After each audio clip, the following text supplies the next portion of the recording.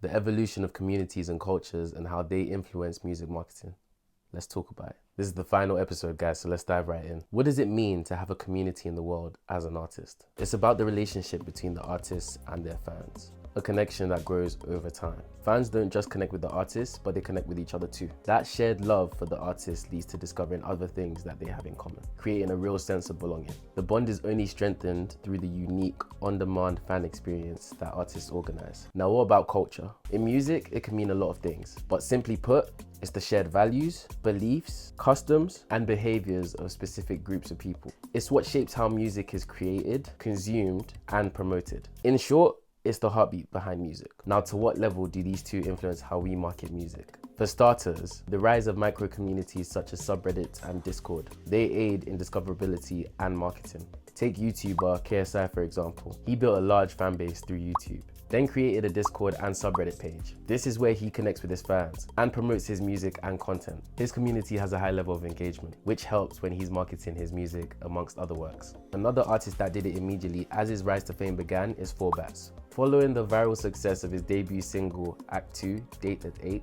he immediately started building a fan base and didn't hesitate to create a Discord where his fans can communicate with each other and him with them. These enhance identities of artist communities and helps in creating a specific niche, making it easier to market to fans, knowing what will work and what won't work, and what forms of marketing they respond to best. Cross-cultural collaboration is a powerful tool in music marketing today, helping artists bridge different communities. A great example, Snoop Dogg. It's Snoop Dogg.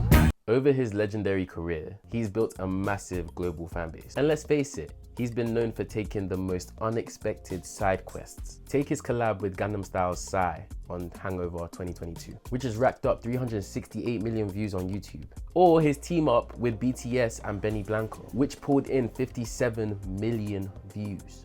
Bear in mind, Psy and BTS are from South Korea. When Snoop Dogg collaborates with these artists, he's not just making music, he's tapping into their culture and way of doing things. This gives him the chance to understand how fans engage with music being marketed. Then he adapts his approach to fit. Think of it as a localization strategy, but on a global scale, because well, he's Snoop Dogg. He has seamlessly crossed into countless cultures and communities all through his collaborations, whether it's with international artists, gaming giants like Fortnite, or beyond. He's a prime example of how evolving communities and cultures can shape the way we market music today. While doing this, one thing I have to stress is he's never broken out of character or lost his roots. He has always been his authentic self, bringing his West Coast style and culture to whatever he does. And he has continued to evolve it to what it is now, being from Long Beach, California. A problem that comes with these collaborations, when different cultures or certain communities are involved, is misunderstanding the new audience you're trying to market to. And then you get torn down by your efforts in the name of culture appropriation. According to Nadra Kadeem Nittel of ThoughtCo, Madonna, the Italian-American superstar, has been accused of borrowing from a host of cultures to sell her music, including gay culture, black culture, Indian culture, and Latin American cultures. She may be the biggest culture vulture yet. I ain't say it. She continues, in Madonna, a critical analysis, author JBNYC points out how the pop star wore Indian saris, bindis, and clothing during a 1998 photo shoot for Rolling Stone magazine, and the following year participated in the geisha inspired photo spread for Harper's Bazaar magazine. I'm not sure if I pronounced that right.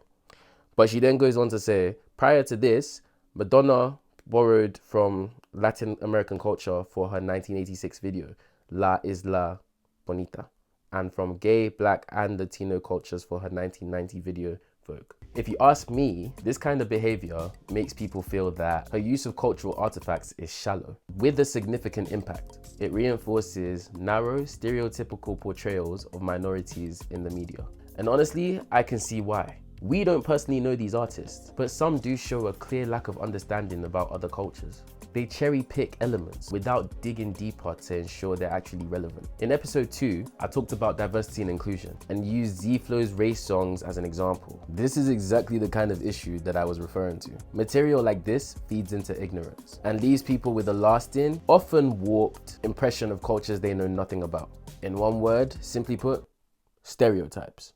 Next up, let's talk about social media communities. Fandom power is one of the strongest tools in music marketing. Just look at BTS and their army, Taylor Swift and her Swifties, or Playboy Carti with his vamps. They call that Cartinese. I don't know if I got that right, Playboy, but it is what it is. This type of marketing thrives on word of mouth, creating a buzz through your loyal fan base. When you have a deep connection with your fans, you understand how to craft marketing material that resonates with them.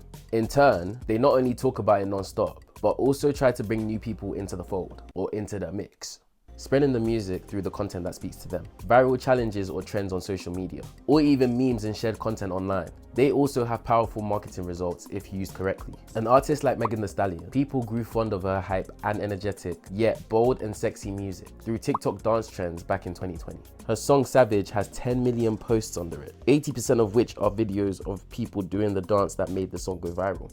And since then, she's been thriving within the music industry with a loyal fan base. When it comes to live events, festivals are a powerful way to build strong communities. Multi-genre festivals like Glastonbury and Wireless in the UK, Lollapalooza, Coachella and Rolling Loud in the US, or Afro Nation in Portugal. They bring together fans from all over the world. Then you've got genre-specific festivals like Tomorrowland in Belgium, which is dedicated to EDM. For artists, these events are a golden opportunity. Performing for thousands of people isn't just about entertaining your fans. It's a chance to connect with people who might have come for someone else in your genre or similar style. It's like pitching your brand directly to a new audience and winning them over in real time. Now, within all of this talking about cultures and communities, I wasn't gonna make this the main focus. However, I did have to bring it in, especially since it's so close to my heart. But I thought I'd mention it, mainly to highlight the power of collaborations for communities and culture. Afrobeats is a genre that's been taking the world by storm, especially through collaborations. As a Nigerian, it's incredible to see what our culture is doing on a global scale. Our artists are bridging the gap between the Western world and our own through music. From Asake teaming up with Central C, Davido with Chris Brown, Fireboy DML with Ed Sheeran. Ed Sheeran? You wouldn't even expect that collaboration. Burna Boy with Georgia Smith and Rema with Selena Gomez? Huh? The list is endless. What's even more inspiring is how they maintain their authenticity through all these collaborations, which is exactly what attracts these opportunities to begin with. People all over the world are falling in love with our culture and what it represents. All this through how it's presented to them, from the music videos to the live shows. And it's only continuing to grow and make waves globally. All of this shows how evolving communities and cultures are deeply tied to music. And marketing plays a huge role in reaching those communities and showcasing those cultures. It's crucial to be mindful of the message being shared to avoid missteps. But these communities bring a sense of belonging and togetherness to people worldwide. They also spark curiosity about different cultures. Think about when you hear an artist you don't recognize, but instantly like. It often leads you down a rabbit hole, discovering who they are, where they're from, and finding others who share that same love for their music. In my opinion, this evolution of connecting music and culture is one of the most impactful aspects of music marketing, when it's done right. And to answer my previous question in the last 2 episodes of will we as marketers be needed for music marketing? I think we will. I think we will. For the foreseeable future of music marketing, I think we will still be needed in certain teams. And we will be needed. That's all I can say. The proof is here. I believe that we will still be needed in the future. Anyways, guys, that's it for episode 5, and that's it for the whole series. I hope you enjoyed every bit of detail that has been brought to you in this whole series of Future of Marketing. Other than that, I've been your host, Oluwasotimidayo Ojejimi, and it's a wrap. We out.